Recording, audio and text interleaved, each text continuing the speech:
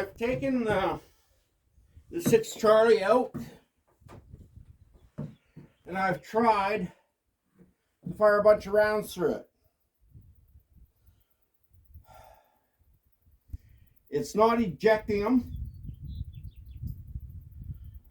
and I'm having a problem with the feed ramp. My Aguila Sniper Subsonic, the 60 grain bullet ones,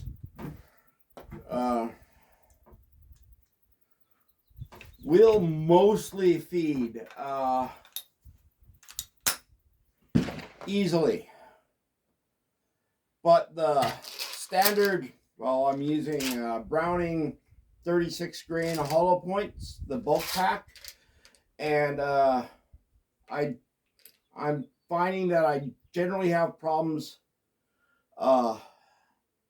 getting it into the chamber of the rifle, even though I'm firing subsonics. I'm supposed to have these on. We'll fire one and I'll show you the problem.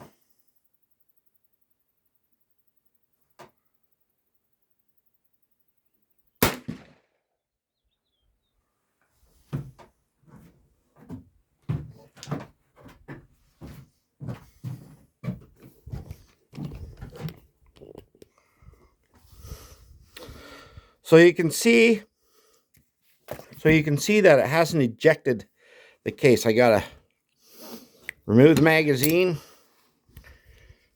and then cock it back, and then it falls out. This is a 3 to 9 power. What is it? Burris. Yeah, it's a Burris. Full field 2. I put on this thing. It was just one of them that I had around my house. I'll have to, I'm going to end up stripping it down and giving it a whole lot more of a deep clean. I'm going to see about soaking the bolt, which includes the recoil spring assembly, and I think that could be it. That it's really, really sludgy on the inside of the mechanism, but you can't really get into it because it's supposed to say as a single unit. There's got to be a way to dismantle that. Yeah, let's go have a look down range. The center here is me zeroing the rifle. Then I tried shooting a couple of groupings, but it's just not tight enough for me to put it into the, I can use this hunting pile, because I normally shoot for a target around this size, the head of a grouse. And for the rabbit, it'd probably be about the same size target area. I mean, it's marginal, and it's so marginal I'm not going to do it unless I get it working a lot better.